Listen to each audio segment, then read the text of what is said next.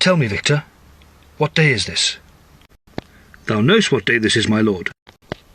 Aye, yet I would hear it from thee, why it is of such occasion, and why this day should affect my mood so, and put me in such dark humour. My lord, it is not meet, and does not further any cause to engender such remembrance. And yet I would have you tell it, why it is I am so moved. Stir thyself not up with such bootless agitation. My lord, spare thyself and me the pain of it. Tell it, I command thee so. This day 12 months removed would make this the day that thy lady, thy beloved betrothed Helena, did a riding go, as was her passion. At dinner time was she not returned, nor the morning after, and we, thyself, myself, and a dozen so retainers did then seek her, praying that she would be safely found.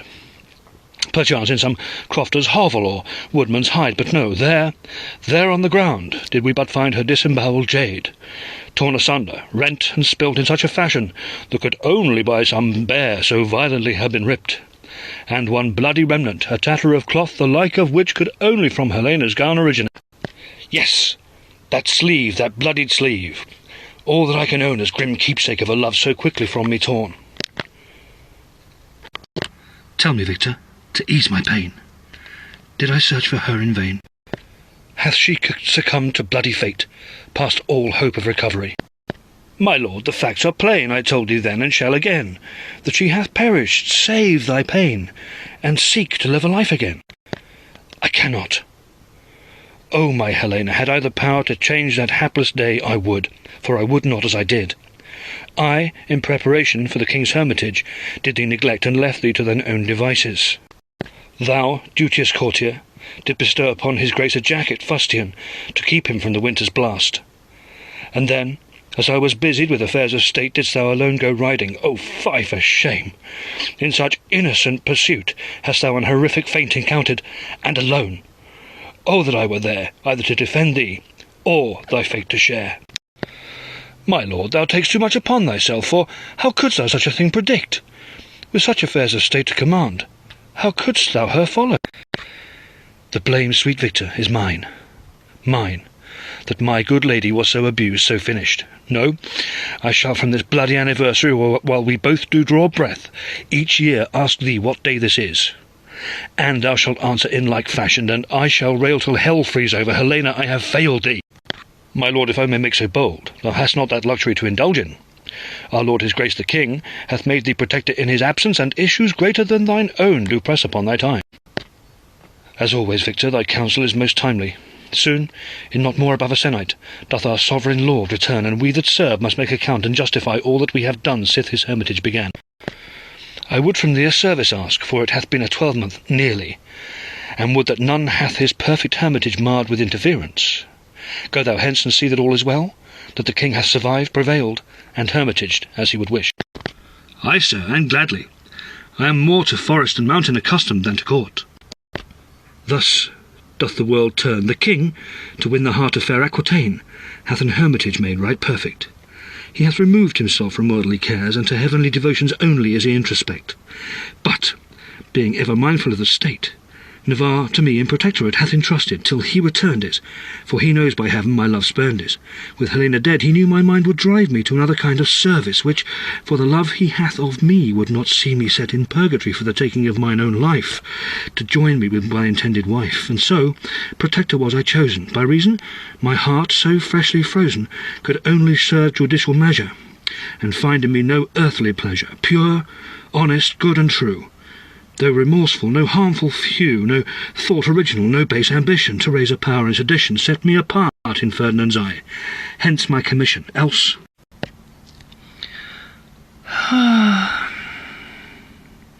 Another evening, and yet more to sew.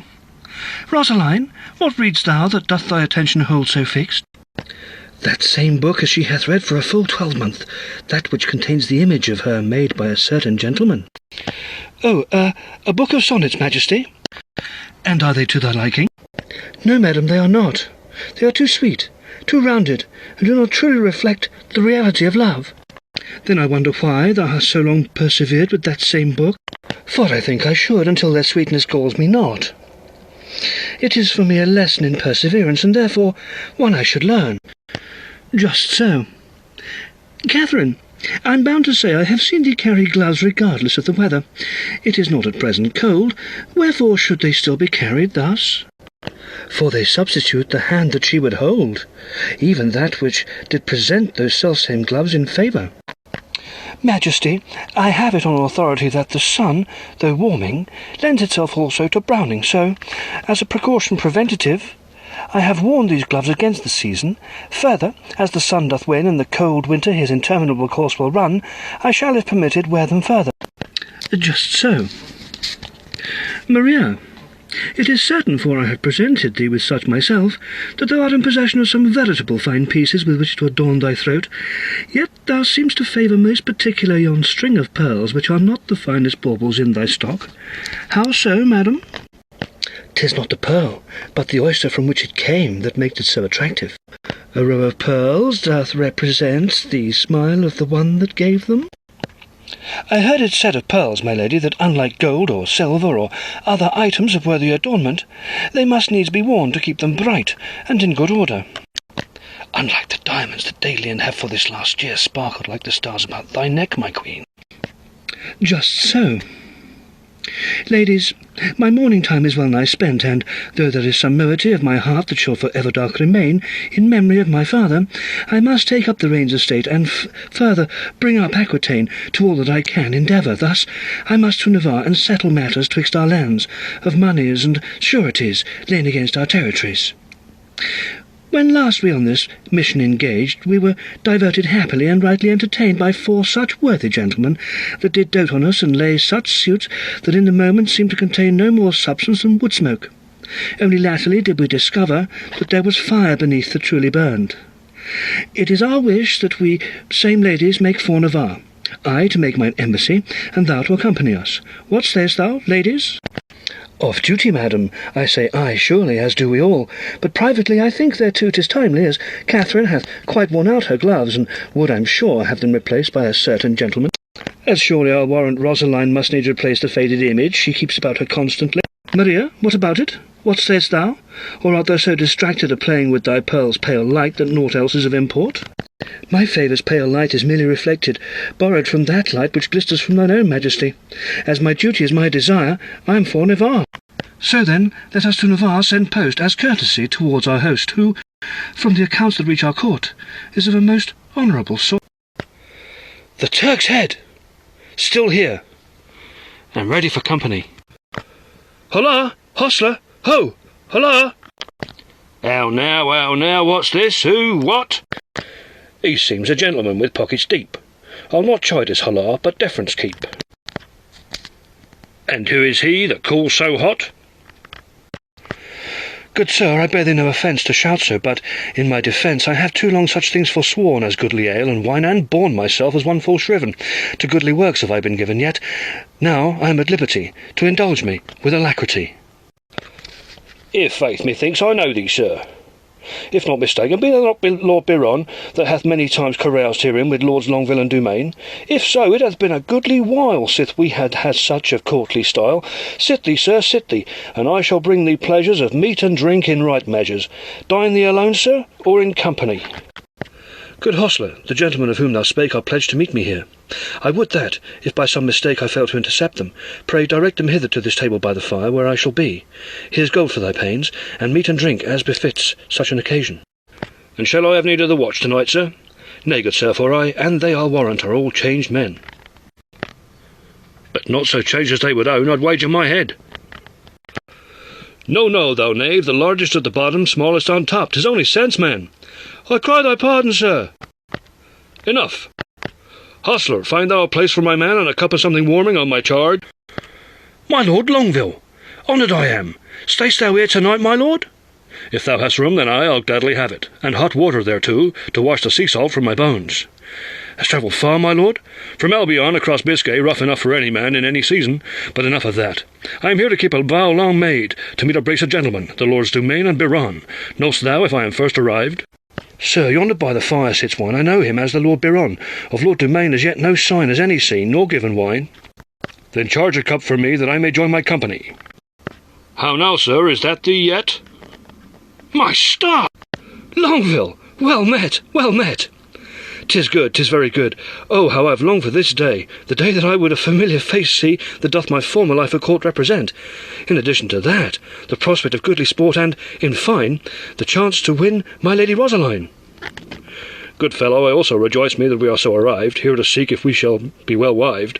Hast thou aught heard of my Maria? Marry, I'd give my all to see her. Come, let us sit. Thou know'st the service laid on me has taken me as far as Larry, there to minister the sick with wit and learn a lesson well from it. I have no word, no news of aught, until we present us at the court. On the morrow, I should say, and that for me is too long delay. And hast thou a lesson learned? Art thou, as the prodigal returned, and yet more wise? Seest thou the world with altered eyes? No fatted calf do I deserve, for, though I had room to use my wit, there was no cause or place for it. Too much, too oft, in dead of night, the dying would cry out in fright, and instead of merry jest, the soothing word did I think best. At times would they cry out for some relation, and I would prate in imitation, to make their peace in some dispute, long since forgotten would I repute. If I learned aught from what I've done, 'tis to think free, yet curb my tongue. If faith thou art changed, Biron, I perceive a depth in thee, a mellowing, sir, thou mak'st humble me. Fie on that! I am no more or less than I was before, but the experience I hold in great store. So, sirrah, what hast thou made, sith last our suits afore our ladies laid? I would I had like thee myself so nobly acquitted, and had some deep service on me fitted, but Maria made no more dire demand than to wait a year as time commands. So I bethought me I would travel, the eternal mysteries to unravel, and by goodly study improve my mind, in token of that which we countersign. And what found thee of the world?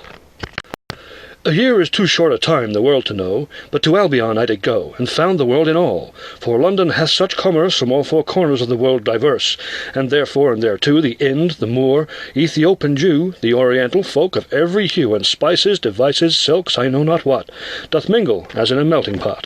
Yet what say the English to this, their capital so usurped? Now here's the thing, the English, they love their king, and all on this are in accord. All bend the knee to sovereign lord, and to his banner rally. Yet twixt north and south there is divide, tween east and west, a difference wide in speech, custom, food, and drink, they'll not each other tally. Given this strangeness one to another, the English can yet call all men brother.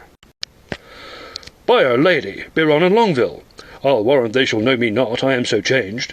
This last year have I so matured, yet more manly do I appear, thicker, stronger, voice more bass than when we were together last. Methinks here lies a supreme jape, to which I'm able, I'll pick quarrel with Longville at his table. And thereto so diverse are they, that in the west they drink a compression of apples, which they name cider, and in the east 'tis mainly ale. Hey, hoy! Hoy there, you, sir! Stand fast! Speak'st thou to me, knave? Knave? Knave? I am none, sir, yet if I were, then would I call thee brother. I have cast my hook, the fish hath took the bait, and now to reel him in. Good sir, I am the younger, and therefore the stronger. Were I thee, I would give way, for I have bested better to my detriment, and have no desire to show thee manners. Manners, thou clumsy, thou speaks of manners? What manner of man cuffs another, and yet no pardon asks, and then, when chid, calls another knave? I'll have satisfaction, sir, as I'm a gentleman. List, my friend, we have on the morrow formal appointments, and therefore can no impediment attach. So ask no satisfaction, but that honour and apologies be acquitted. Think, sir, of Maria? As ever, sir, thy good sense prevails. What pratest thou with thy mumblings? Come, sir, either let me pass, or appoint me to a duel's dread. Sir, I cannot let this simply pass, on mine honour, but if thou hast time to settle all upon this trestle, no pistol, sword, but manly, wrestle. Wrestle, sir? 'Tis done so, sir, in England. When dispute doth rise, they wrestle arm in arm, and e'en wager for a prize, so that after all is calm. I have a curiosity, and I think I trust my arm to settle matters here. I'm not afeard, thereto a wager. If victory be mine, thou shalt me wine and dine. If be thine, then shall I shave my beard. I like it much, and so to prove no grudge, shall we the hostler appoint to be our judge? Aye, to that, sir, sit thee in, and let the tournament begin. Hostler, ho! Here! What wouldst thou, my lord? These gentlemen have agreed a test, to see in short whose arm is best. They would that thou adjudicate, for thou art neutral in thy state, who is the victor, who hath lost, and who hath the right at the other's cost. If I do understand this aright, these two otherwise would fight, and so to have no need of the watch, I instead will need to watch. Indeed, thou hast rightly understood. We hold us so, and who shall force the other's hand to the table is the victor. Ready both? Aye, aye. 1, 2, 3, begin! There is something familiar in thine eye, and in thy brow. Ha! I have thee now, Dumaine! Ha! So, Longueville, I am thy guest this night. Dumaine? By what means art thou so transformed? I knew thee not. Thy beard, which covers half thy face, thy frame, rightly filled in good proportion, indeed as fine a leg as any man, thy voice, thou art withal a new man, and thereto a lusty humour to set us on in such a subterfuge, thou rake. Longueville, what thinkst thou to this, our new-found friend? New-found friend, indeed. To be so changed in so short a time, if I were not a well-travelled, informed man, I would ask what witchcraft hast thou employed? I know not how this change in me is effected, other than to live, breathe, and daily embrace life with vigour. 'Tis, I grant, uncommon strange, but by this and no magic have I flourished. Methinks, peradventure, the prospect of a lady in waiting, and add to that a whole year's wait thereto, hath set in motion in thee some catalyst, as the sap rising in a tree doth promote the bud, which bringeth forth the leaf, and thereafter the fruit. That may be so, but the tree for all its growth must needs have a little trimming ere the fruit be got, else the face of our friend Dumaine may be entirely forgot. Thy meaning is plain, and hath some merit, for there is more pleasure in a knot than thicket. My Lady Catherine did wish me bearded, healthy, and honest. A beard have I, that's certain. Health, that can I also evidence, and as for mine honesty, well, I have what I had, what I have now, and shall have anon, as any man. So then, prepared are we all to follow our suits, and on the morrow we shall see how the king hath in his hermitage fared. That leaves us tonight to ourselves to make merry and celebrate our company, if that suits the assembled suitors. I am in accord, and so it passed. Ha, sir, my lord, thou hast a room set by for my good friend, hast thou not? Ay, sir, and one of the best, with a good fire laid in, and a solid bed well aired. And hast thou places for 2 more such? It is my pleasure to say I have the room, though it will take some short time to make them ready, if that be to thy liking. Good then, leave us some wine, prepare thy beds, and we shall be singing in our cups ere thou attend us. Good, my lord. I have a song, it shall be easy for thee to con it. There once were 3 gentlemen, oh so fine, there once were 3 gentlemen, oh so fine, there once were 3 gentlemen, oh so fine, enchanted the ladies and drank all the wine, oh 3 gentlemen fine. Again, Longueville. There once were 3 gentlemen, oh so fine, there once were 3 gentlemen, oh so fine. There once were 3 gentlemen, oh so fine, enchanted the ladies and drank all the wine, oh 3 gentlemen fine. There were 3 gentlemen, as thou said, there were 3 gentlemen, as thou said, there once were 3 gentlemen, as thou said, come now, good sirs, I'll light thee to bed, oh 3 gentlemen Calm thyself, Assumpta, thou hast this death ta'en hard, more particular than any other thou hast sith thine arrival. Why so, my dear?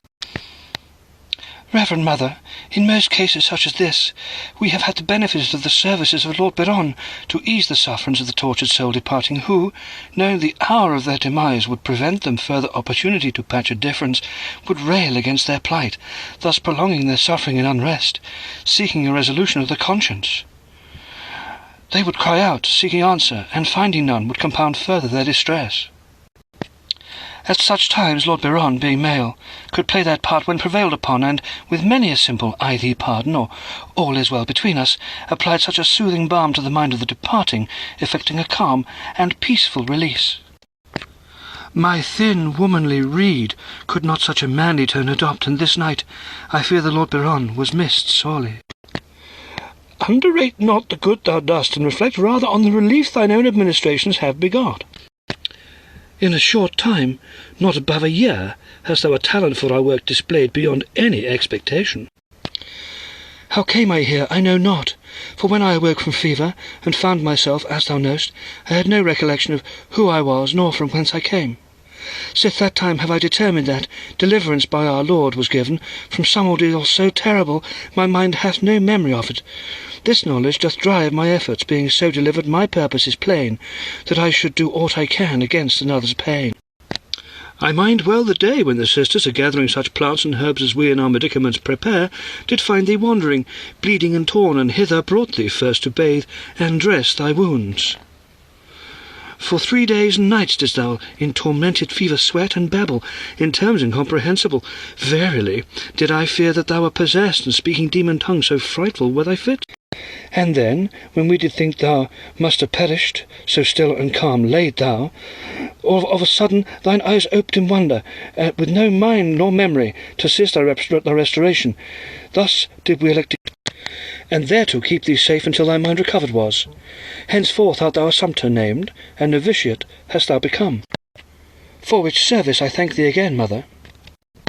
So now, art thou so out of sorts? Forget thee not, though we through our modest endeavours seek to prolong the lives of those we minister, comfort must also be derived that the newly departed are no closer to God, and who are we to gainsay the workings of heaven? Come thy ways, go into prayer, for it is time for vespers. Ah, to be among the trees again, and hear the wind whispering secrets in their branches, to see the campions bob their heads in cheer as they bend low in their dances. But hold, I am to a serious purpose pressed, I must remind me. But when one breath of mountain air I breathe, the scent of it doth round my senses wreathe, and put me in such goodly humour that naught of any great import can break my soporific stupor. The purpose of my mountain quest is to seek the place of royal rest, where Ferdinand, our lord and king, hath spent a year a hermiting, and gather by covert observance my report, and hither go to Pamplona's court, to give account upon the same to Lord Ramiro, protector by our sovereign named. Now stand I afore Mount Escores, the place I know where the king is, and here a dwelling, poor and low. I'll knock, and find out what's to know.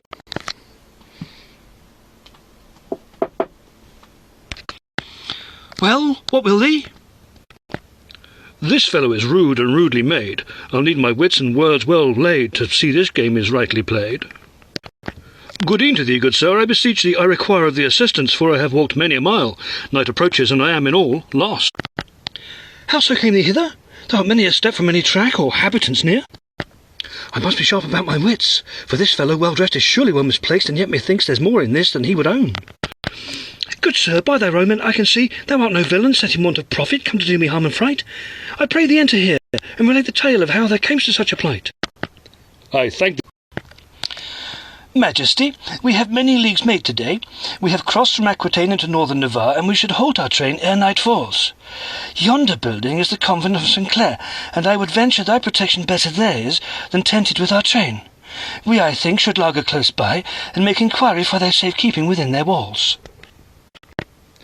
Mean'st thou, sir, that weaponless nuns do better afford protection than 3 lords bearing arms? In choice of blood or bone, not one whit. In choice of tent, cloth, or stone, there is no doubting it. If please thee, I shall conduct thee and thy ladies as far as the gates, and when satisfied thou art safe received and ensconced, we shall mount a guard upon the gate. Good boy, make it so. Holla! Hello! What wouldst thou, sir, at this house of God, at this hour? In the name of the Queen of Aquitaine, I do beseech safe haven for the night for her and her ladies 3. What is? Most reverend mother, there stands before our gate a man that doth ask safe haven for the Queen of Aquitaine and 3 of her ladies. Thy queen and ladies welcome are, but thou must bide from us afar. And these, please thee, our tents are so placed a righteous distance from thee spaced. Good night then, sir, and sleep thee well. I bid the queen welcome, thou canst her tell. Ope the gate, allow them in, for to keep them out would be a sin. Lord Boyer, the walls of the convent are safe and sound. There is no need to stamp this ground for to guard us, safe to keep. Go thou hence and gain some sleep, the better to serve us in good condition, to guide us to the court's position. I leave thee on thy word at this gate, where on the morrow I shall wait. Good night, Majesty. Rest in good state. Come thee in, sir, come thee in. It shall never be said of Lucé that he cannot be called a good host. And what be thy name, sir? I am Victor, and I serve the Lord Ramiro. Ramiro, say'st thou? He that is protector of our state, the Lord Ramiro? What makest thou here, then? I must needs be careful, and this fellow speaks true, which I doubt not by his cut. I must stay in his good stead, else the state may take my head. I have travelled in a private capacity to a sick relation of mine, with full permission of my lord and master, i' faith, a goodly man and generous, for he hath given me the use of a good bay mare to facilitate my journey without delay. And, having seen my kin and found them mending, thanks be, I did bestride this creature for to take a tour about afore my departure, and did ride some distance. I thought to return me by that same means, but the horse, being frighted by I know not what, did bolt.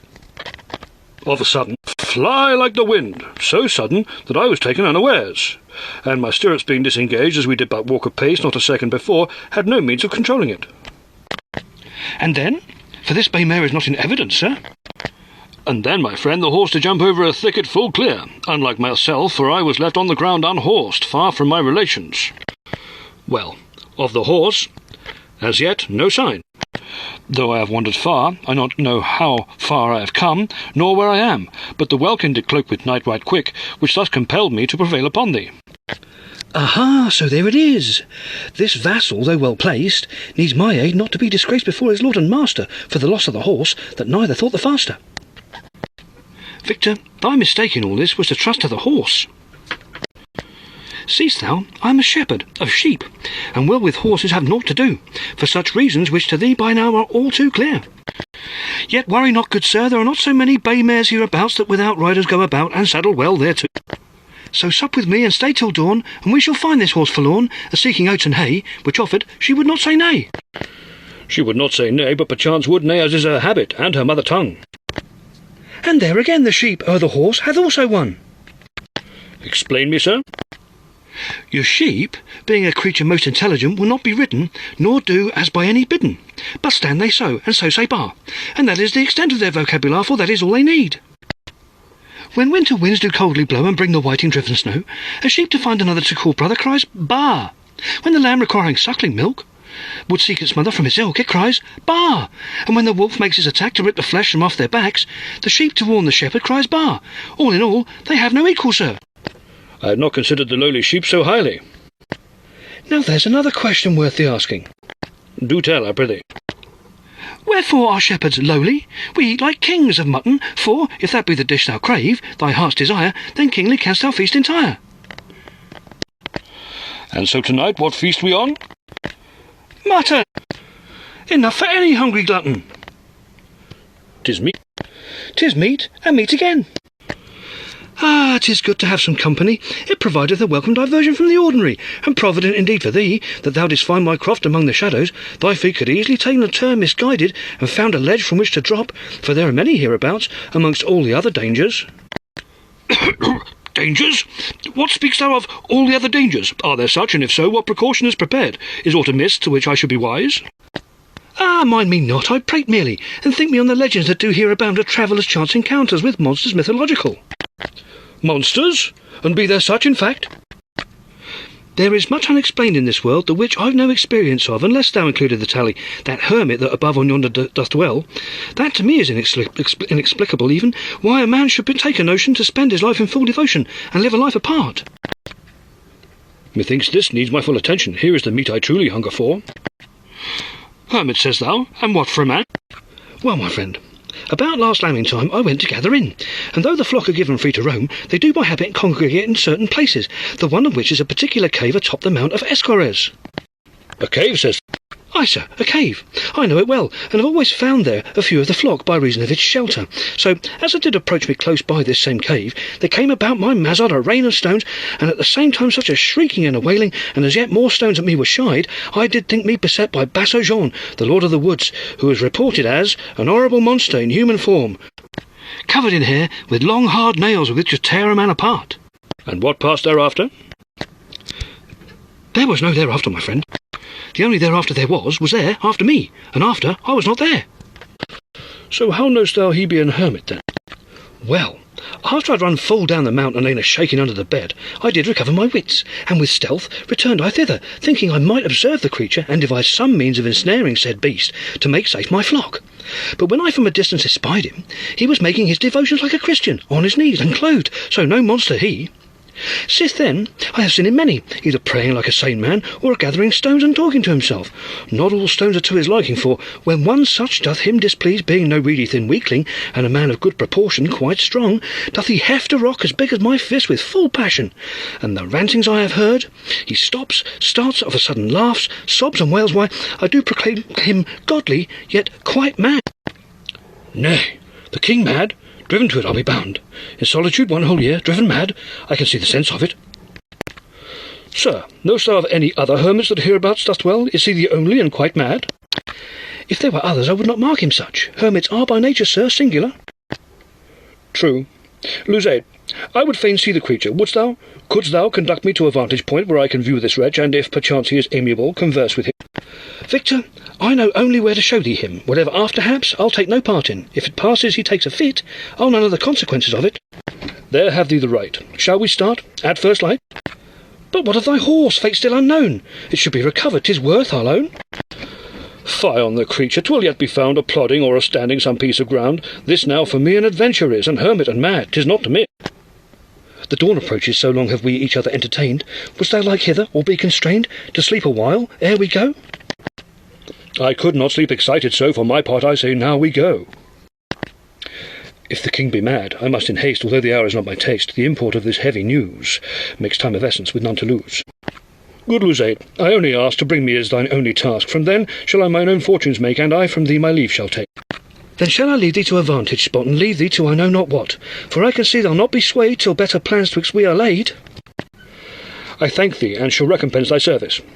I'll tell my lord Ramiro who and what thou art, and how thou hast played thy important part. Shepherds?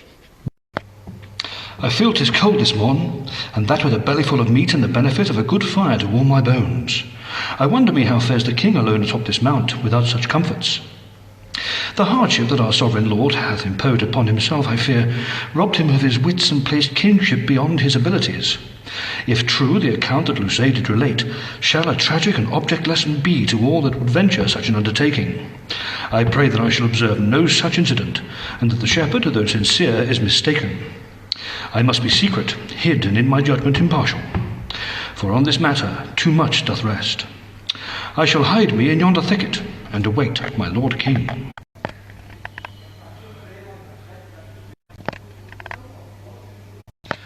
Find me a mushroom for my dish, dilly down down, dilly down down. Thence to the river to catch my fish, dilly down, dilly down down. Not long now and I'll have my wish, dilly down down, dilly down down down. By Our Lady, the king!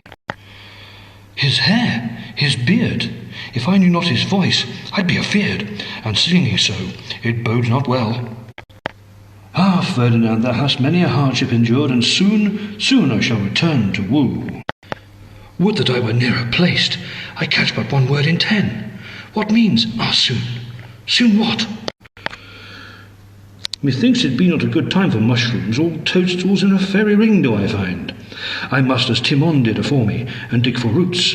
Pray God I find them, and not gold as he, for that is indigestible. See, oh for pity, my lord king on his knees are pouring the dirt in his devotions, spouting prayerful parodies. All must pray indigestible.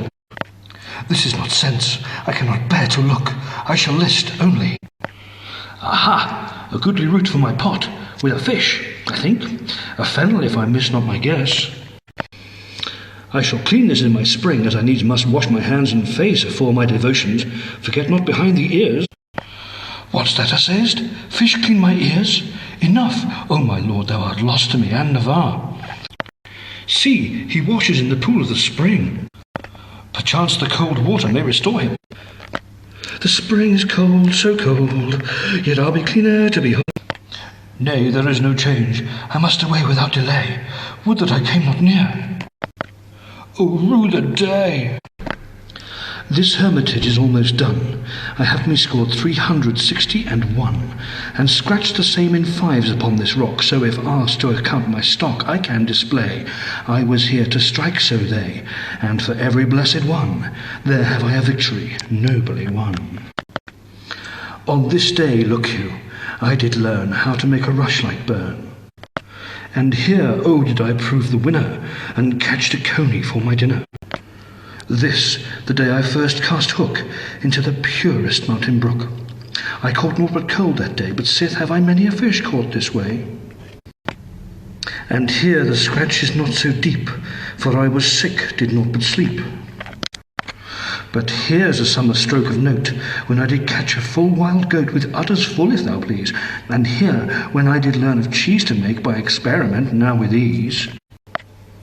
These strikes stand as a testament to mine hermitage well spent, and yet, for all the trials I submit, not one regret do I have of it, For when I think me of the Queen, and when I stand before her shaven and clean, there'll be no moment, oh so sweet, than that first instant when we meet, and I shall hold that hand again of my beloved. My good Lord Ramiro, Lords Biron, Longueville, and Dumaine do send thee such greetings and salutations as befits thy name and office, and request entrance to this royal court. Bid these good lords a welcome, and to enter here at their leisure. It hath been too long and far too dull without the esteemed company of such as they. Convey such sentiments hence, and once again bid them a welcome. Here's payment for thy pains. Mark, thou makes full use of thy voice, for they are friends of the king, and therefore friends of mine. I shall, sir, on mine honour, and make reference most particular to thy friendship. I feel the world turn around me, for though I am in it, I am not of it. Yet whilst there is in me much anticipation and expectation of what these noblest of nobles and our soon-to-return king shall have, at the first, to meet them all again as brothers, and at the second, to go in suit of their respective loves, I shall behold only these events at second hand, as doth a blind man receive report of rich colour described. And when my stewardship of the state be o'er, what then? Perhaps the king shall find another task to keep me from myself. For should it pass that I my wretched self cannot divert to some other purpose, then would I surely find a means my life's light to extinguish. Yet for the nonce I must by my duty bide, and as behind a mask, dark thoughts must hide. My lords, I bid thee welcome to this house of Navarre, and to this court. It hath for a 12-month lacked thy sword. Ramiro, Lord Protector, to thee do I my greetings bring. To be here and so welcomed doth make mine own heart sing. My lord, as there spake Biron, so say I. It brings a joyful aspect to mine eye. My lord, to see these voices add mine to the chorus, to see thee in this court before us. Well said, gentlemen all. When thou wert last here, didst thou undertake all worldly pleasure to forego, in pursuit of virtuous study? Unless so to do would make thee forsworn, I bid thee use this house as thine own, until the return of our sovereign lord, who we await expectantly. I thank thee, sir, for thine hospitality, and right glad am I to say that particular undertaking was happily voided, so we are free to partake of any worldly pursuit. And what news, sir, of that goodly, godly man and his hermitage? I have sent forth a long-served retainer and trusted friend, who thou may know, the good Victor, some 5 days gone, to attend the king. As yet, I have no word yet received, by post or other dispatch, but I am confident that they shall both be safe returned to make celebration with us ere long. Likewise, I thank thee, sir, and shall avail myself of such pleasures as are here available for me, though, I venture, shall not be too long a celebration. Why for not long, sir? I thank thee also for thine hospitality, and if Dumaine will allow, I shall to thee explain. This lusty bachelor, I'll wager, would speed to Aquitaine, one Lady Catherine to entertain. Aha! 'Tis clear, but 'twould be bootless as an undertaking. The best I could hope for is a chance encounter upon the road and a handshaking. Why for, good sir, mean'st thou that in the passing of a year she hath another suit entertained? I am undone. Nay, good sir, worry not. I merely speculate as to why thou wouldst curtail thy celebration of the passing of this year, when that which thou desirest most, according to our latest post, shall be passing through our gate, e'en as we deliberate. How so, sir? What riddle hast thou set us to, that would our onward journey shew? 1 week afore we have received a post, that the Queen of Aquitaine and most of the party that were here before shall to-day be a-knocking at our door. By our lady, and Dumaine not shaved! Otherwise I could not have craved so immediate a resolution to all our suits. Now are we in confusion, for we would change and best present ourselves and our good intent. Good Lord Ramiro, the Queen of Aquitaine doth stand before these walls, and one Lord Boyer hath me employed to send thee salutations and request entry to these halls. What say'st thou, he would inquire, to their train in its entire, hither to come and welcome be? Thou canst send the answer by me. Bid the Lord my fond felicitation, and the Queen as befits her station. Tell that in this house they have free reign, as they would in Aquitaine. Good sir, I'll be gone. Now, my lords, 'tis time to choose the advantage to win or lose, to retire to their chambers and prepare for formal meeting, or stand and stare behind the arras hanging there. I would fain see my Rosaline, as I would my Maria, but, my hairy friend, we must a barber for thee send, or both our razors to thee lend, to find thy face among this bush, or Catherine from thee will push, and she shall know thee not. Together we did find our loves, together, so say I. We should represent ourselves. To our chambers, let us fly. I, my lords, to thy chambers in thy joyous rapture trip, Rejoice thee, and spare no thought for those in sorrow's grip. My Lord Ramiro, may I present the Queen of Aquitaine, who sent herself upon an embassy to settle matters vis-à-vis, which land is hers, which land Navarre's, and to settle most particular the matter of 100,000 crowns for receipts which she can lay down. Good sir, the Queen needs no such introduction, for as protector mine instruction is to bid thee welcome all, and wait such matters and their gall, until Ferdinand to us restored will settle all with kingly skill. So again I bid thee welcome. Good sir, wilt thou not hear our embassy? Your Majesty knows we await the return of the king. And when is he expected? Majesty, I have sent a most accomplished man to bring us news or escort the sovereign lord from his hermitage. Though power have I in the affairs of state, I thought perhaps thou wouldst rather wait, and deal directly with the king as he so near is to returning. In the meantime, I bid thee most welcome, and invite thy esteemed company to feast with us this night. Now I understand, my lord, and shall accept thy most gracious invitation. Thou shalt not find us tardy or inept in raising celebration of the king's most noble undertaking. My lord! What manner of interruption is this? Your Majesty, I beg thy most regal pardon. This is the man I did send to rouse our king. What means thou, Victor, to forget thy station, manners, and the respectful nature of this, our court? Forgive me, sir, Majesty. My lord, I must speak with thee incontinently upon a matter of great import to us all. What then, man? Out with it. I cannot say if thou shouldst command me to speak so plain afore assembled company. It is a sensitive matter pertinent to the king. Victor, is it? Where is the king? Wherefore stands thou so as one amazed, tongue-tied? Please, Majesty. My lord, I am commanded to speak and compelled to answer upon a matter of state, perchance in the presence of ears that should not hear. Is it so sensitive and urgent a matter, Victor? Aye, my lord. Good then. Majesty, whilst it flies in the face of all protocols courtly and ambassadorial, I would prevail upon thee to excuse me to attend what I must, with urgency for the good of the state. Lord Boyer, bring my ladies hence and inquire of our chambers. I shall here remain. Majesty, I shall of course obey and return to attend thee. Majesty, methinks perhaps thou hast taken me out wrong. In the interest of the state, I must hear Victor in camera. Good Lord Ramiro, art thou not advised that the king and I... Madam, I am set as protector of this realm Navarre, and therefore empowered to decide what is or is not for the best of this state. I presume too much upon thy office, look you. The king hath done this thing to prove himself at my behest. Therefore have I a duty to God and this realm to see all safe delivered, and on this I shall not rest. I love him dearly. Is it not enough? Then on this matter shall thee swear? Swear? That upon receipt of the intelligence that Victor shall report, thou shalt not utter one word of it to any living soul? To hear it thou must, and I urge thee to be not tardy, for I have a dread foreboding born of my love for the king. I feel my heart will burst ere I hear it. Then do I swear by mine honour, and before God, my tongue shall never utter nor repeat one word of this intelligence to any living soul. There, will that suffice? Proceed, Victor. My lord, Majesty, I took me to the foot of Mount Escurus, where the king his hermitage had made, and garnered from a shepherd, Lusaid so called, there was an hermit in a cave dwelling, who daily sang and raved, casting stones all round about at any that came near and shouted. And Lusaid did also say this hermit like a sane man prayed. And art thou sure it was the king? Yes, be thou sure, Victor. Majesty, the Lord Ramiro can attest that I am best placed to know the king best, for when he and the king were boys, they, for some diversion from their toys, would come to me, and I would show the rod and reel, the knife, the bow, how to catch a trout with tickling, and how to preserve a fruit by pickling.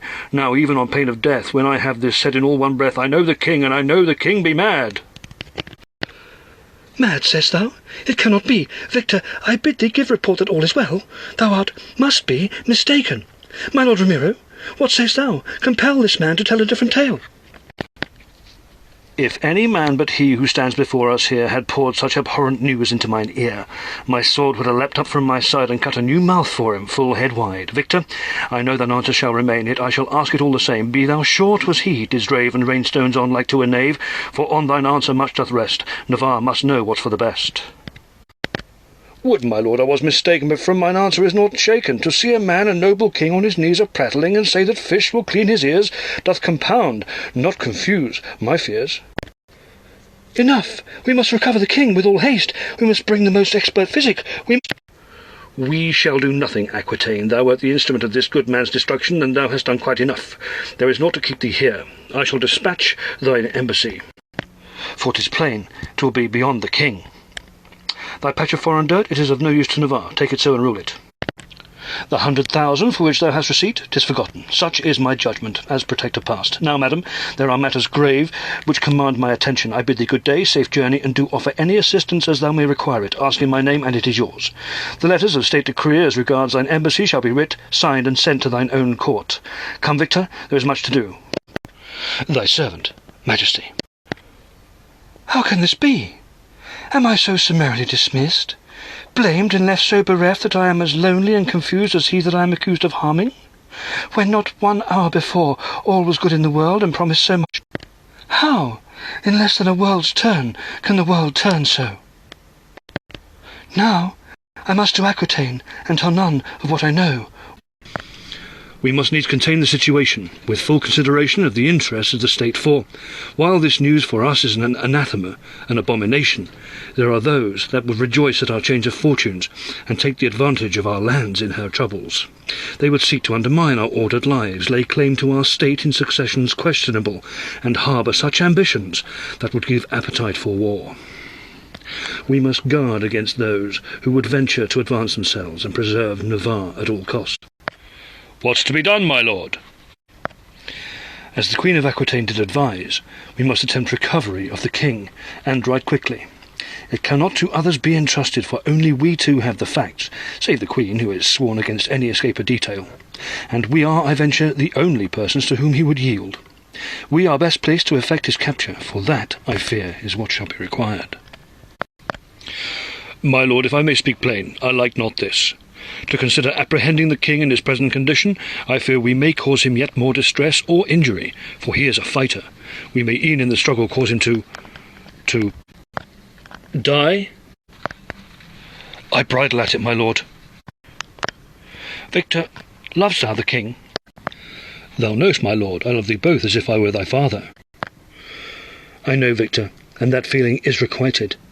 Yet my love for the king and this land compels me to take actions that I would otherwise call treason. Treason, my lord? What speakst thou of treason? Go not we to recover the king? Ay, Victor, we do. Yet hear me, the king is not himself. On this we agree? Agreed. For the love thou bear toward the king, wouldst thou see him mocked and shamed for being mad, his most valorous, glorious honour besmirched, tarnished, impugned by the imbalance of his mind, not for a lifetime, but for all of history? For all subsequent generations to smirk at his name and deride him with scorn, wouldst thou, Victor? When children, schooling in our native culture, do learn about a beloved sovereign lord, and then shall play their games to shouts of Ferdinand the Mad? Nay, it shall not stand. Then, my lord, could we not merely let well alone, and devise some stratagem, some fabrication, that the king be dead, and nobly so, in, say, an accident at the hunt, and allow him, in fact, to enjoy his days a-raving? It will not do, Victor. By reasons are there two. At the first, the king about his neck doth wear on a simple cord his royal signet, his ring, that which identifies him lord and master of Navarre, the only outward show that doth his royal status proclaim. That, if not the king, must be recovered, and not left to chance for a knave to find, and having found, lay claim to Navarre. Such is the status on it. And to the second, I could not take my rest, full knowledgeable that I have done nothing to assist my friend, my king, and my country. Couldst thou? I am with thee, sir. Then let us to mount esquires at speed. We'll further plan anon this. Good sirs, it hath been a year since we last spoke. Dost thou know me still? Ay, sir, I know thee, and thy wit. Thou art Lord Boyer, the man that didst confound our suits late before yon ladies. And thereto art thou the man that mine inquiry about a certain lady didst beriddle with evasions. I know thee for a wit, and have felt the edge of it. None of these accusations do I deny, though to hear mine actions recounted as reproofs doth make me seem like to a knave, and I tender therefore mine apologies for taking thee up so wrong, and dealing with thee so poorly. My lord Biron, when I first heard thee speak, I thought thy head no more full than an empty houndskull, but I have on better acquaintance revised mine opinion, and do regard thee as a true wit. And thee, my Lord Longueville, I thought thee a braggart and a rowdy, but thou art in truth a fine and full living gentleman. And thee, Lord Dumaine, sir, I did not rate above a boy, but here stands thou before me a full man, and bearded well. What wouldst thou with us, sir? We see before us those we seek, and wouldst thither go, rather than stand with thee a-prating. Yet, look you, the Queen does seem to be distressed, and the ladies seem to comfort. Lord Boyer, is aught amiss? Thou hast hit it, but what for a target, I know not. All I know I shall tell thee, though 'tis incomplete. This morn did we ourselves and our embassy present before the Lord Ramiro, who did stay such talk until the king's return, and then did he invite us to attend and sup this good e'en. Then a man did burst through the door in such speed and agitation who would not utter his intent until the court was cleared, save for Lord Ramiro. The Queen didst then instruct the ladies and myself depart, herself remaining there. What occurrence came then, I know not, but when next I did attend her, she told me that our embassy dispatched was, and bade me ready our train for departure with all haste, thence to inform her when 'twas ready. Sith, then, my Queen hath not one word uttered, and will not be moved to it. She hath sat so, silent.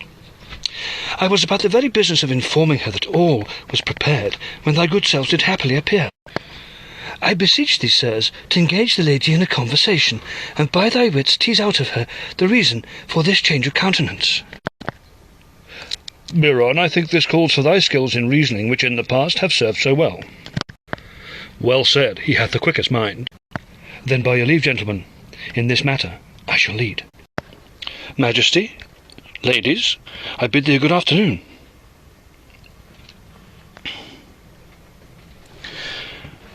'Tis a fine afternoon, is it not, for sitting in a shady garden? Gentlemen, either I am struck dumb, or the lady's deaf. Hear thou me, good sirs?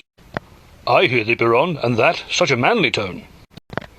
I hear thee, Biron, indeed, as full-rounded a voice as ever was heard. What say'st thou, Boyer? I' truth, 'tis no boyish pipe. I' faith, if I were a lady, given a good afternoon in such a tone, I could scarce contain mine answer. Lord Boyer, wouldst thou kindly tell the good gentleman that while the Queen is indisposed to speak, so are her ladies. We thank them for their good afternoons, and wish them the same. There's one good afternoon well spent. Lord Boyer, what news of our train? One of the horses needs must be shot, Majesty. Thence are we ready to depart? Well? Majesty, I shall be direct and speak plain, as time is short, and it would appear that thou art set upon departure. I venture never to return. I may ne'er see thee more, nor in consequence my lady, thy lady in waiting, the Lady Rosaline. In few, if my chance of happiness hath been lost, then have I nothing left to lose. So would I ask thee directly, what ails thee, and if there is aught I can do to rectify it? I cannot. Cannot, or will not? Thou art too bold. I only make so bold as I am driven to, by thy silence and mine ardour. Make thy assault, I shall nothing yield. Majesty, I have only one question, if thou shalt allow it. If I can. Yon man that did into the court fly, and thine embassy interrupt, what was he? He was Victor, is all I can own. Victor? Was this not he that Ramiro hath dispatched toward the king? It was. Then this concerns the king. Dumaine, hie thee hence. Find this Victor, and bring him hither. We shall have business with him. I shall. Await me here. Majesty, methinks I have found the root of this. Canst thou not supply the branch? Nay, Baron, good Baron. Thy suit is in vain, for shouldst thou bring that man hither, I'll warrant he shall nothing reveal, e'en unto death. Then, Majesty, I am bound to ask, wherefore speakst thou not? For I have sworn, by mine honour and by God, that I shall to no living soul communicate one word of that intelligence that Victor brought. No living soul, eh? Ha! I have it now. Majesty, thinkst thou that stones to have souls? Stones to have souls? Impossible, a stone is a stone, without life, immovable. So thou couldst tell a stone aught, and it hear none. True. I see the sooth, my lady. If thou shouldst perchance tell all to a stone, such as this statue here, and we were standing so nearby to hear, then to us all would be clear. It makes a tempting argument. Majesty, lords and ladies, I have from the Lord Ramiro's steward learned that Victor and the Lord Ramiro have, without provision, ridden forth. The man is not there to be brought here, which empowers the Queen to sway the vow that she hath sworn this day. I fear me, for the safety of the king, which sways me more to do this thing, yet I am afeard of the immortal fire. To be forsworn I've no desire. Help me, ladies, good and true, if 'twere for thee not I to do, wouldst thou risk and trust to chance, if yet the devil claims a dance?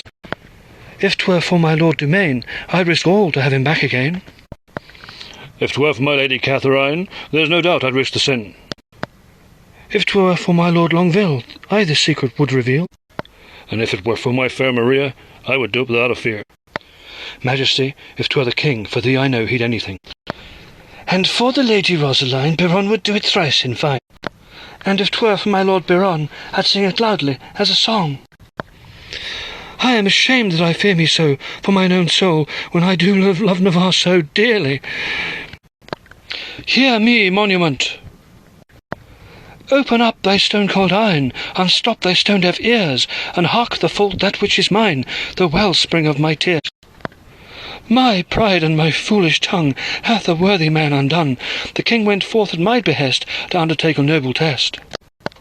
In my heart his love to bind, the task hath robbed him of his mind. Oh, why did I set him on, to be an hermit like Timon? He have I killed with the cruellest death, he lives and lives not, till his dying breath. Reproach me, statue, break my heart, shoot me through with Cupid's most wicked dart, and tell me I should bear the blame, in all this only I bear shame.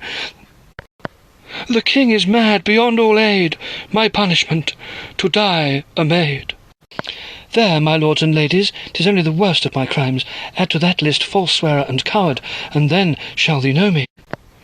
Majesty, I vouch I speak for all our company, when I say that thou art false only in this description, and thou dost thyself no justice nor the king any good so to rail. If the king be mad, then he must be recovered, and his malady rectified, if be possible. What says the company? Ay to all that. Biron spake truth only. 'Tis certain, Biron spoke for me. Beyond question, my lord hath nothing false proclaimed. So say I. So say I again. I thank the company for their kindness, yet how canst thou bear to look upon so base a creature as myself, that could so cast a love aside and run to Aquitaine to hide? Majesty, thine honour would not countenance speech, thy silent torments to scatter. Thy grief had put beyond all reach assistance in this matter. Now, Majesty, I must for some detail vital to our task present some questions thee I cannot ask. For on thine oath thou shalt be forsworn, if from thy head the answers are born. Yet what, if asked yon statue would say, then canst thou answer in this way. What meanest thou? For example, if I should ask this statue, where is the king, what would it answer? Ah, I see. The statue would say, atop the Mount of Esquires. And if then the statue were asked in what manner of place doth the king live, what be its reply? In a cave, it would say in answer. This statue is a goodly piece of work, a credit to the mason. Biron, methinks we know this place where the king, myself, and thee discovered it, a hunting boar. We chased the creature, and having pressed home, did kill it in that cave. Well, thou were at the rear, and missed the kill, so did have no glory in it. Yet gloried in the roasted flesh that night. I mind it, a good spot, with no track near. Go we there now, my lords? Hold! Ramiro and Victor, I venture, e'en now are riding hard, without plan or provision. I have a thought they should wait until night to apprehend the king as he slumbers. Longueville, thou knowest the mountain best. Go thou hither with young Dumain here, and stay thee both hid from sight. Myself and Boyer shall, with the ladies, ride to the convent of St. Clair, for there is one novitiate called Assumpta I do know, who hath much knowledge of potions and physic. I saw her once subdue a man berserk, restrained but with a few drops placed upon his tongue. A measure of this concoction I would ask of her, for we may have need of it to secure the king. We shall both attend thee at the mount by dusk on my rank. Good then, until dusk, Majesty, lords, ladies, adieu. And are we ladies to stand idly by at the convent, sirrah, when all our hopes and aspirations go into danger? Good queen, thy courage does thee credit, and shows thy true mettle, but the mount at night is no place for such courtly weed. Then we shall procure correct apparel from our train ere we go. Boyer, thou art best placed to obtain mannish clothes for me, as I wish to be in the company atop the mount, for it may be the last I see of my lord Navarre. I understand, Majesty. Majesty, I would advise to the contrary for thine own safety, yet methinks I would be as well to address such talk to yon statue. E'en in adversity, Biron, thou retainst thy wit, but now he hath better command of it. Good sir, my lord, we have here hard ridden, and stand us now before the Mount of Esquires. How goes this further? We shall await the dark, and when that universal assassin's cloak hath shrouded out the accusing finger of daylight, shall I alone creep silent, and silence for ever the sleeping king. Alone, my lord, and to silence? Is there no quarter, no clemency? Are we to murder, then? Murder, sayest thou? Nay, 'tis not murder, list thou, Victor, for I shall mind thee of a precedent, when, as boys, the king and I would seek thy company. Thou didst show us many of that which thou now callest murder. There was that nest full with chicks, 4 as I recall, that did when approached raise their heads with open beaks expectant of some succour, their mother upon the ground with broken wing, all didst thou wring off to mend the cruelty of Mother Nature. Mind'st thou that? Ay, and many there too. In every case a just mitigation, for e'en the fish we caught and feasted on canst thou call like murder. But a man, and thereto a king. There is a name for this. Regicide they call such, if murder it is. So, good Lord Ramiro, if not murder or regicide, what call'st thou this? If be right, and neither dread title can claim it as its own, what shall give it name and title? Mercy could claim it. Discretion could its cousin be. Mercy? To stem the flow of blood in the veins, and give those I know to glaze, while discretion nods in approval and stops the noisome escaping of air of final breath. Honour, then. Honour? Whose honour? The king's, or that of the state? Both. Forget not what I told thee, afore we here did fly. 'Twas all good sooth, 'tis true. All argument is past gainsay, and only actions remain. But yet, my good Lord Ramiro, must this act be thine? Thou art a man of consequence, and I would rather see thee unsullied by this taint, this mark of Cain, this Brutus act. And wouldst thou see me stand idly by, and see my friend kill my friend? I venture I could ask that right same question, my lord, for I love thee both as if I were thine own. It should be me, my lord, that snuffs this candle out. By thine own argument art thou defeated, as I have the experience of those self-same instances that thou wouldst have me mind. Hast thou ever killed a man, Victor? Ay, my lord, in the heat of battle, where not to take a life would make me obliged to tender mine own. To engage a man whose full intent is behind his sword, with determined mind and a well-set jaw and a belief that his cause is just, as every soldier must, lends thine arm a vigour that normal-wise could ne'er be achieved. No calculated thought of right or wrong, but pure bloody action in the cause of survival, doth spur thee on. This we speak of is to that, a stranger. So thou hast no more experience in this than I. Not so, my lord, for I have one experience that sets me apart and more adept than thou this task to undertake. And what for a one? My Talbot Lancer, that faithful hound that thou didst torment almost daily. Ah, Lancer, I mind him well. We also were good friends. Ay, he, my dog, when age did make him so infirm that he did look as if to plead for his release, did I nick him in a vein, so painless he would sleep and speed. That was a mercy. A fine hound, and a good friend, yet still not a man. Nay, Victor, there is no qualification, no training specific to prefer one or t'other in this particular. We this whole night through could debate, and yet not find an accord, some course of action that meets both the occasion and also our honour satisfy. This last, shall I say, this action is to protect the state, and therefore by the state protector it shall be done. Good then, my lord, I shall provoke no further argument, and attend thee as the tractors run, and give thee direction to the cave. Thence return thee and await me here, to receive my sorry frame.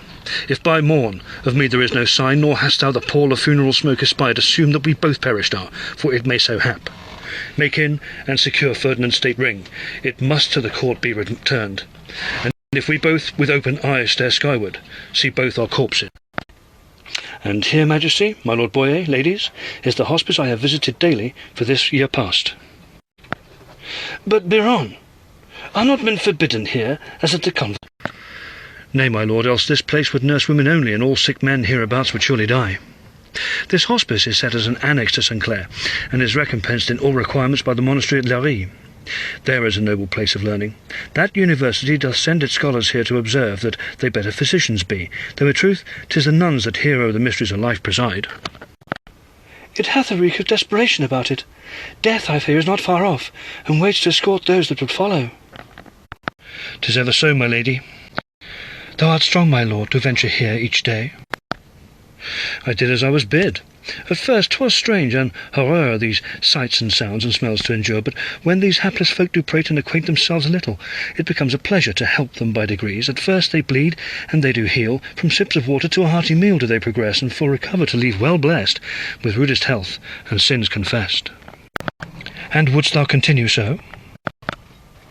To win thy love I'd aught forgo, but this service have I come to know is meritorious beyond compare. Couldst thou with me such service share? Thou art a changed man indeed, for now thy wit, which afore would ban thee from my company, is tempered by the good in thee. 'Twould be an honour, sir, for me to strive to make for thee a goodly wife. Thy Majesty, and Lord Biron? I give thee all a good e'en and a welcome. Yet I am at a loss as to why thou art present at this hour, together in company, at no notice, and in the case of her Majesty doubly so. For this is twice she hath appeared, and twice for which we are unprepared. Are any about thy company sick? Is aught amiss? Ay, reverend mother, there is much amiss, awry, and in all desperate of the world this night, and this company doth seek thy help to aid us in our plight. Then it must be of great import to merit so fine an assemblage of such distinguished persons. I pray thee sit, and tell me what hath occurred, and how I may assist thee in thy troubles. Wilt thou any of refreshment, and art thou in need of shelter here this night? Reverend mother, we thank thee for thy hospitality, but our journey is but half done only, and as for bed, I doubt any of our company shall either see, nor indeed require such this night. Then, sir, pray tell what dire consequences shall prevent thee, and cause thee to brave the dangers of a night journey. Shalt tell it, Biron. Should the burden of knowledge which may in danger be placed upon this good mother, her charges, this convent, and risk thereto the souls that do struggle with infirmity in yonder chambers? 'Tis sooth, Biron. While I to the good Lord Ramiro's intentions am not wise, nor do I wish his good name to impugn with foul suggestion, my fears for how the actions of this night shall pass, and what consequence there be in their conclusion, would caution against disclosure. If I may speak afore thee, my lord Biron. There is naught in this world that is so powerful, so mighty, that can stand in the way of God, and made the world and all in it.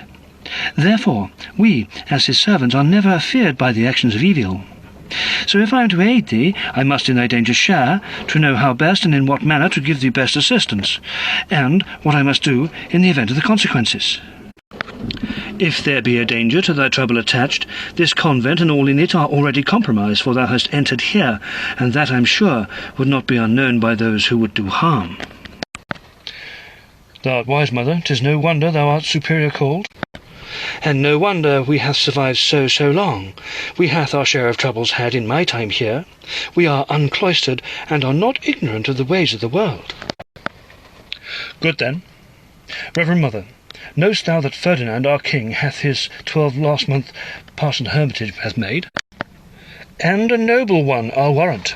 May he be preserved and be safe returned to us. He is a goodly king. Oh, misery! My lady, what is with thee? 'Tis naught. Biron, pray continue. In few, we have good report, if such can be considered so, from Navarre's court, that the king, in his solitude so long confined, hath lost the balance of his mind, and thereto the state protector Ramiro hath sped to him for a purpose none doth know. Her Majesty in veils of tears hath imaginings and fears, and would that we likewise find the king to him securely homeward bring. And thus ride thee so hard, the protector to pursue, and guard against temptation's power to usurp the good intent, if that be in him. Just so. In cases such as this, 'tis easy to fallen into greed's abyss. Reverend mother, I would fain speak with Assumpta, and inquire of her if she minded a certain preparation that I did see her lately use. There was a man whose leg so infected was, the poison of it did cause him to rant in delirium and rave in madness, and with such a potent physic administered was calmed. Such a one would we employ to quiet the king, to bring him in.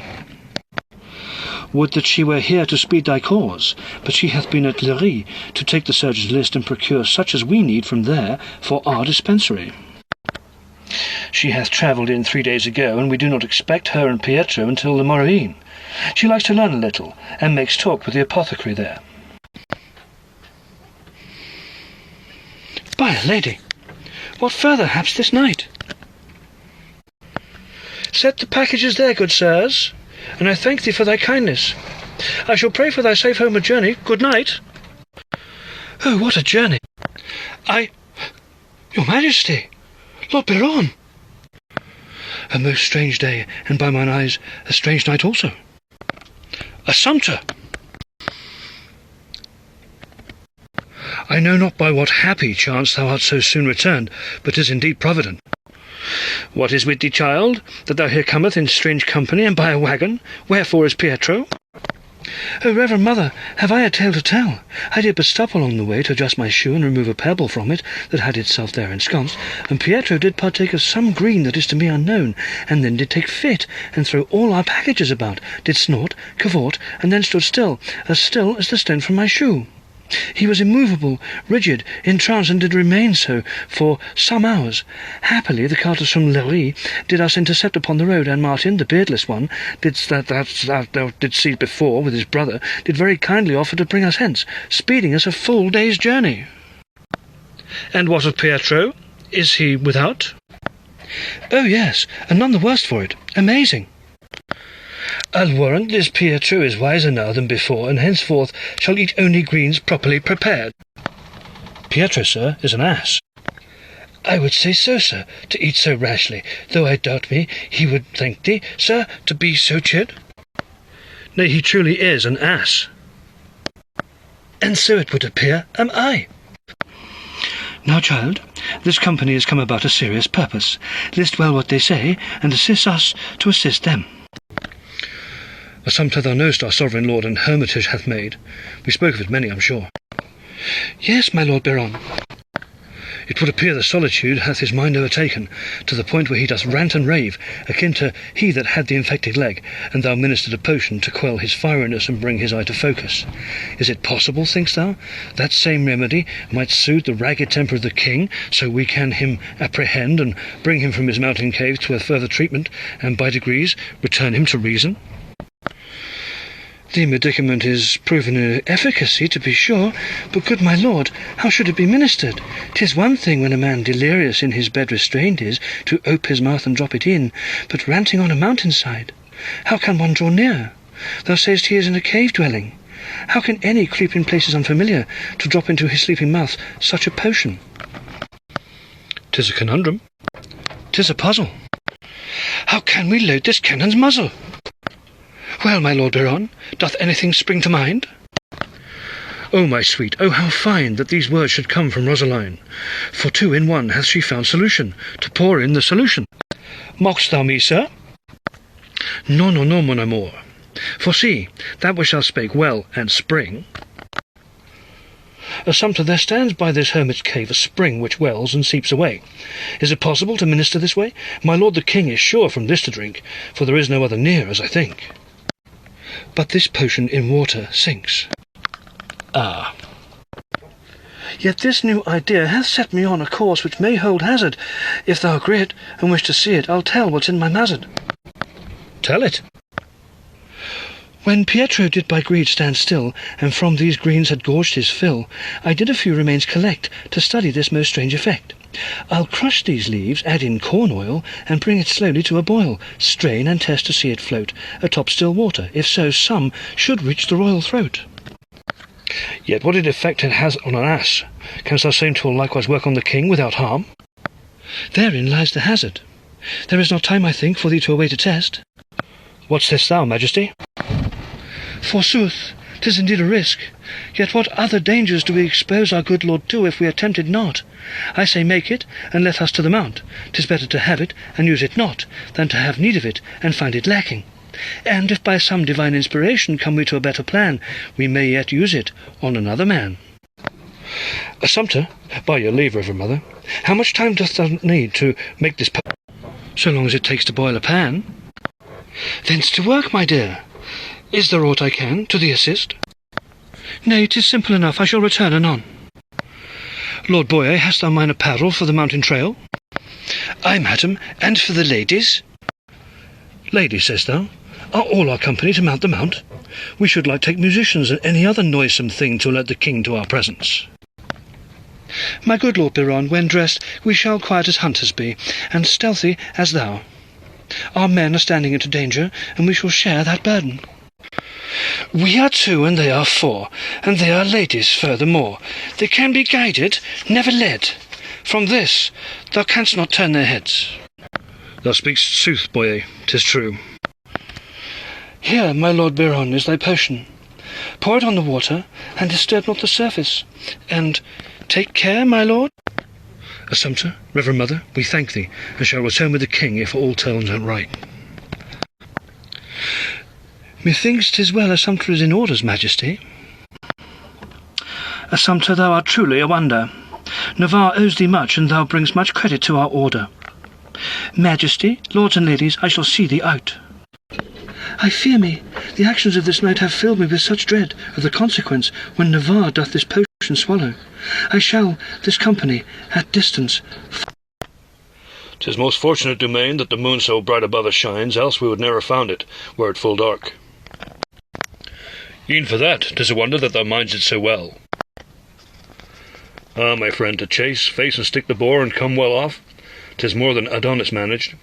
It stays in the mind a test so undergone, and every part is in my mind's imprint. See this thicket where did Biron his cloak entangle. He and the king were before me, the king did run on alone, and Biron by me was o'ertook, so I could be our sovereign lord second. And yonder cave, when now the king doth bide, was where we bloodied the ground, and did roast that boar's best parts. Biron, in his ire, did burn that cloak which robbed him of the kill. Oh, happy times! But soft, we must be quiet, so near to our quarry. Think'st thou that same thicket would a better service give, were we to secrete us behind it? No doubt, we shall try it. Look for Biron, and be alert, for this is no less dangerous a hunt than the last time we were here. Biron, here! Longueville, quiet thou! What, are all our company along the trail? And all our loves endangered so? There was no standing in such a flood. There is the wit and the sense of it. Biron voiced well, but after fell. He could not stand against love's hand. 'Tis true, my lords, we were outnumbered and overrun. We would not our part of the danger shun. I would see my good lord won. Then come thee in, and welcome to our thicket. So, my lords and ladies all, I must the king with this enthrall. Once he hath railed, and as a statue stands, thence shall we him in bands of strong rope bind, until the balance of his mind at St. Clair we shall assess, and make what we can in his progress. I shall to the spring to pour this potion in. Now, my lord king, we shall set thee aright, and this madness we shall put to flight. So now we wait. I almost lost them at the turn. Now shall I here observe and learn. 'Tis warm this night, and the moon with her stolen light doth mimic the day. With such, and the knowledge that my time upon this mount grows short, is slumber truly banished. I shall to the rock, and tally up the day. 50, 50, that's 300. 30 more, that's 60, and here's a 5. 5, and this? There. There, for all to see, is the mark that I have longed for, the mark of liberty. My hermitage is done. Is it possible? Is it true? Do I not yet sleep, and merely dream that my final day is done? Oh, the joy! I feel it. Elation doth my frame encompass. I am done. It is done. I am free, free to consort and hold conversation freely. 'Tis done. There shall be none with a tongue to answer that I from this day shall not request, nay, demand a good morrow, good e'en, or a hail fellow, well met. This rock, testament to my endeavour, shall stand, and this rock, I shall have no further need of thy service. Fly free! This seems not so raving, but joy is prating upon deliverance. I shall go to him. Madam, hold. Hold me not, sir, I shall ride. And risk the mask of sanity we see? I pray thee, hear more of this afore thou rise. My lady, Biron speaks good sooth. No more to sleep in yonder cave. I could not, now. I shall not sleep again, so doth mine excitements run. No more to play the madman with false rave, to keep mine perfect hermitage, and stave the advances of those that would in this past year bring their clamour to mine ear. Let all stones be cast! No more shall I have need of thee, ha-ha! Now I begin to fear me. So, what to do? I shall make my devotions and make as best I can, and, at the dawn, once more be a man. He hath good sense for one demented. 'Twould appear was all invented. Mean'st thou his madness was mere implied? For all mankind curious to avoid. And so to wash and take a cooling sip. This cup, how oft have I raised thee to my lip? He seems no more mad than I, or at least no more mad than I should be after such a time alone. 'Tis curious, but this pool doth have a flavour, one that I have not hitherto savoured. See, he drinks. We must intervene. 'Tis too late for that, my queen. I have an uncommon thirst. Ha! And wherefore should I not? I am a king and no commoner, I. He succumbs to the potion. What can we do? Now see, a sane man become mad. We must assist. Nay, to do so would only bring about the same as we sought to prevent. Let the potion run its course. We must stay hid till then. I have an urge upon my return to hold a ball, to dance. Ah, to dance. Heel toe, side step, heel toe, side step, heel toe. In front, behind, together! By Our Lady, what moonstruck revelry is this? I had hoped against all report that by some chance the king would be found whole, but 'tis clear as the water he doth drink, that he is quite beyond recovery. See, Ramiro draws near. We must intervene. Nay, we must stay hid until the potion hath run its course. Worry not.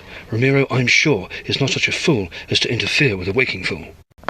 We are close by, Majesty, and shall not see our brother harmed. Again! Heel toe, side step, heel toe, side step, heel toe.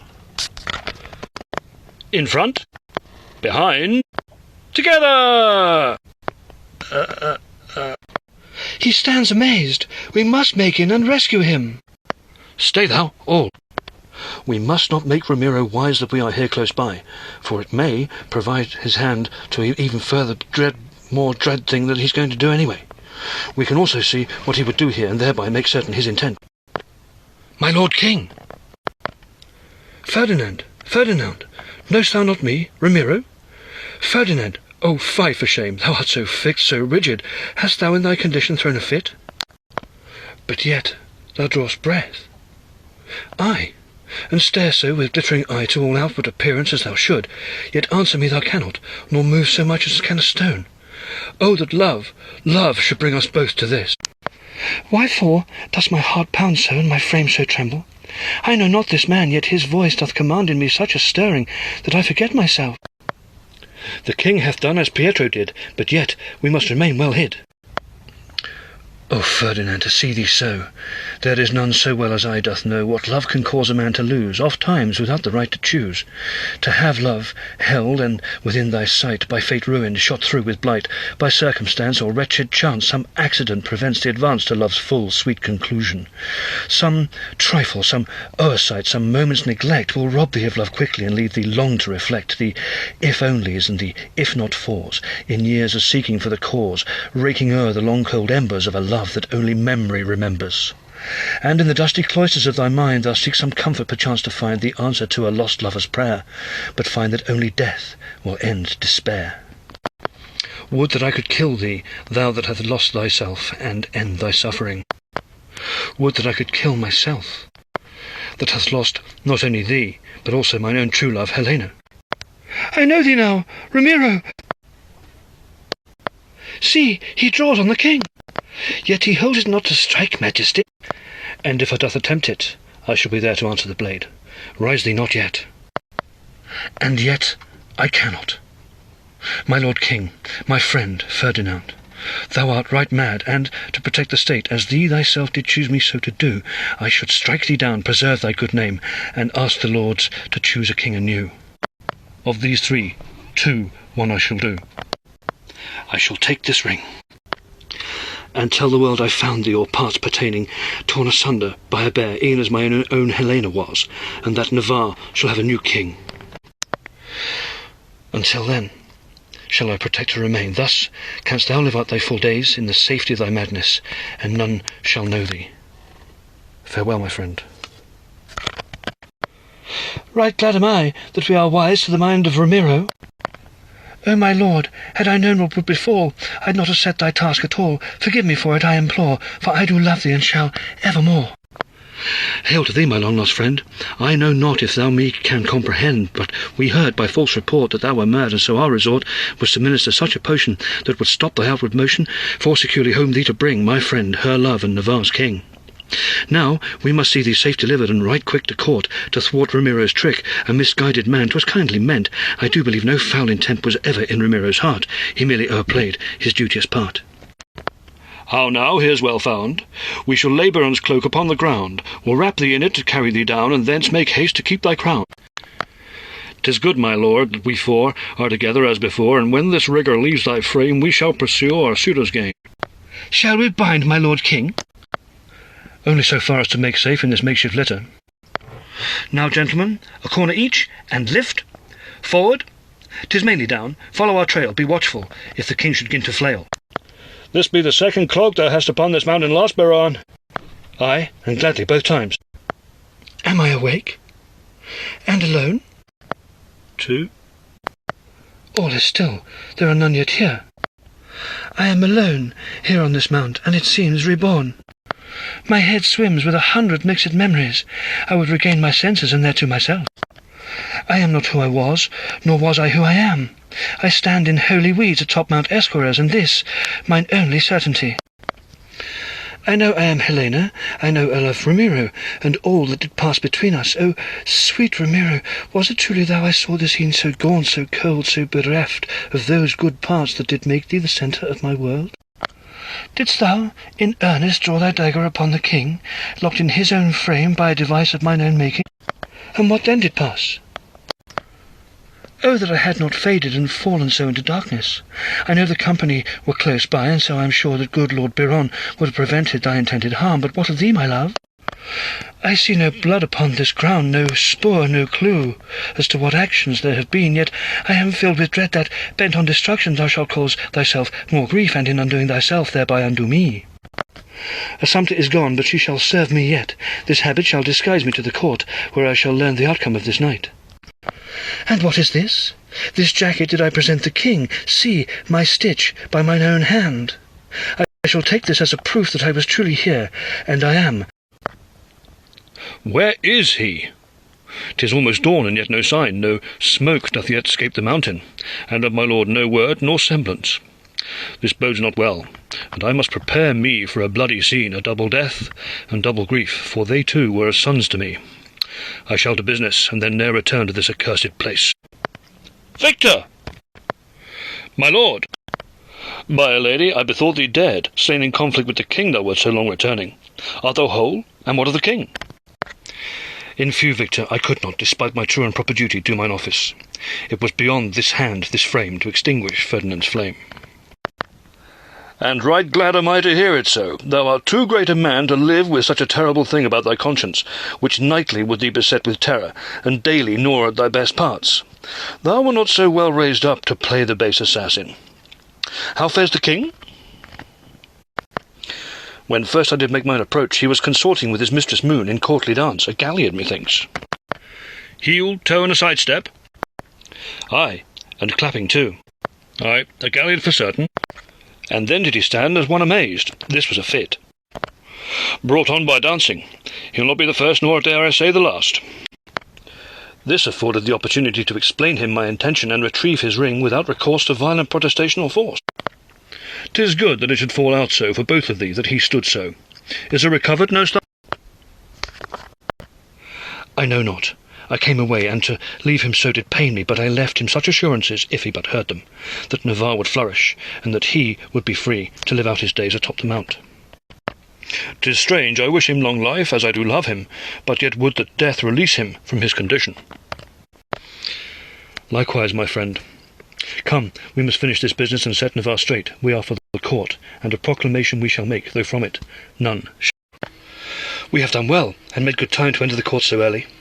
None have yet stirred, and we can set the king safely behind this arras to await the return of Ramiro. Hast thou any change in my lord's condition perceived? Methinks the king recovers by degrees. The rigour hath left him some 2 hours or so by my reck, and to all appearance he doth seem to sleep merely.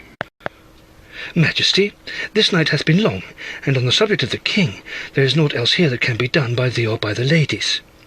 I would suggest that we four lords set watch, and stay by the king. Thee and thy ladies may take rest and change, so that his majesty awakes to that vision of loveliness that all good men... Well said, sir, and I shall take the first watch. And I the second. And I the third. Good then, but hear me, my lord Boyer. On the first sign of his recovery, I expect thee to rouse me and bring me to him, for I have no desire to sleep when my lord is awaking. And it shall be the sweetest service I shall ever own. I thank thee for what thou hast performed this night. Adieu. Now, my lords, a council. We are all to Ramiro known as great friends to the king. It would look amiss if he were to find us here all four at this hour. If I may suggest that he that holds watch doth secrete himself with the king here behind, and the others retire to places various, to rest, and return to watch in like turn. For when Ramiro return to the court is, then shall he the court convene, and proclamation make, as he on the mount did tell. If the king be roused by then, well and good, we shall his command follow. If not, then we shall all on in attendance stand, and challenge the protector with his true body of evidence. What sayst thou? I am here already.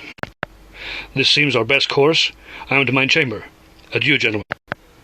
I am in accord. I shall to our train attend. Adieu. I shall return upon mine appointed watch. Anon, Dumaine. Dumaine! Dumaine! Art thou there, Dumaine? Aye? What is with thee, Longueville? Methought Biron had the next watch. Forget watches, my friend. Ramiro is returned. Is there any advance on the king? None that I perceive. He sleeps is all my news. Well, the court is to be convened. List me well, for there is no time for repetition. The protector would his proclamation make, but not afore the queen and all adherent thereto are without the city wall, on course for Aquitaine. E'en now the train is ready to depart. The queen will not with Ramiro speak, so all is through Lord Boyer. Biron says he hath a plan to keep the ladies near, but that is all I know. He bade me come and tell thee this, and to gather if there be any change in the state of the king. Is there none? None. He sleeps still. Good then, stay hid, for the convention of the court is nigh. E'en now the guards approacheth. Adieu. Convene the court. My lords and ladies all, I, Ramiro, Lord Protector of the state and kingdom of Navarre, bear sorrowful tidings. As thou art aware, our great and noble King Ferdinand did enter into a covenant with the Queen of Aquitaine that, on completion of an hermitage of a year and a day, he would prove a worthy suitor to her, and this did he bravely undertake. I received news yestermorn that all had not gone well with our sovereign lord. O'ernight have I travelled to Mount Escores for to see the state of our king, and as reported to me by mine own emissary Victor, the king is dead. The facts are simple. He hath been torn mortally in such a fashion that could only by some wild animal be achieved, so deep and terrible the wounds, a mutilation horrific.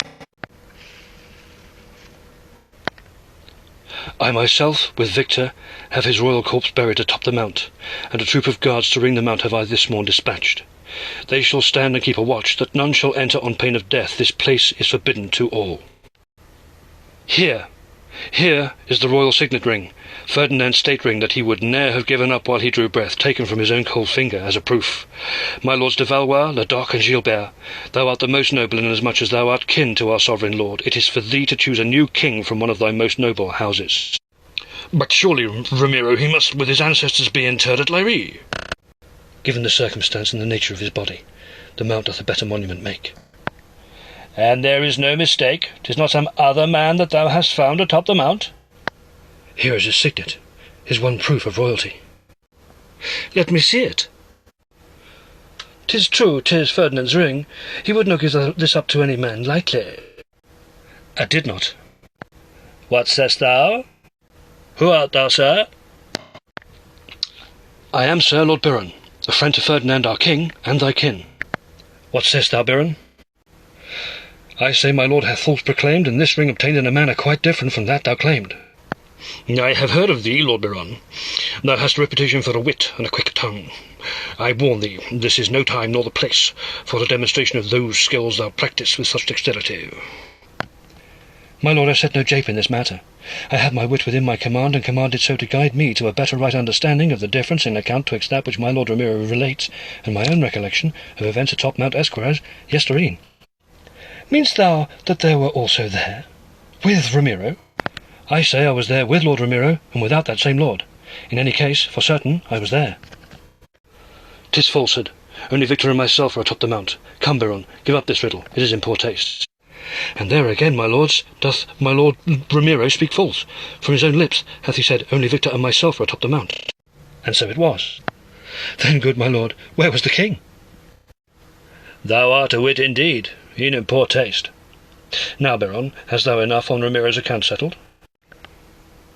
Nay, my lord, if please thee, I would fain tell my account and offer such irrefutable proof that thou wouldst look into this affair anew.